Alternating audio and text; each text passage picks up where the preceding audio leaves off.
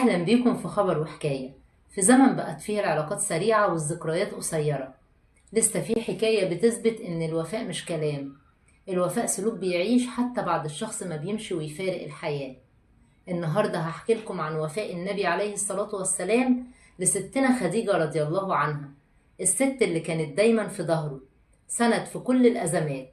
حتى بعد ما فرقته كان يبتسم لمجرد إنه يفتكرها ويفتكر مواقفها الجميلة معاه. وفي يوم من الأيام بعد وفاة السيدة خديجة كان النبي عليه الصلاة والسلام قاعد في منزله، وفجأة سمع صوت صاحبتها العجوز وهي جاية تزوره، فيقوم بسرعة ويفرش لها رداءه الشريف علشان تقعد عليه، ويرحب بيها جدا ويتكلم معاها ويضحك، ومن فرحته بيها يقول للصحابة: كانت تأتينا أيام خديجة وكانت خديجة تحبها.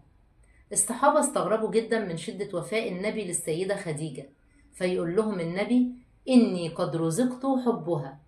ومن كتر حب النبي لستنا خديجة كانت السيدة عائشة بتغير، وعشان كده قالت له في يوم من الأيام: خديجة عجوز وقد أبدلك الله خير منها.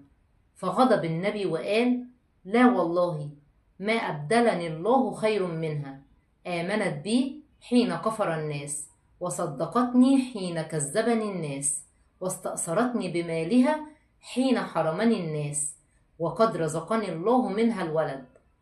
يعني لسه فاكر كل حاجة حلوة ليها حتى بعد ما فرقته. سيدنا النبي عليه الصلاة والسلام بيعلمنا معنى الوفاء.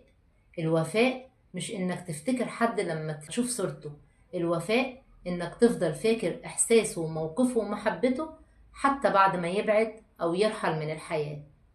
سيدنا النبي عليه الصلاة والسلام ما نساش أبدا ستنا خديجة، ولا قلل من حبه ليها علشان يرضي حد. سيدنا النبي كان وافي ليها ولذكرها حتى بعد الممات. يا ترى لو فكرنا في اللي فات من عمرنا وحياتنا هنلاقي نفسنا أوفياء للي كانوا في حياتنا، للي كان ليهم بصمة وأثر في حياتنا؟ هتلاقي نفسك فاكر اللي وقف في ظهرك، اللي شاف فيك الخير وانت لسه بتبدأ.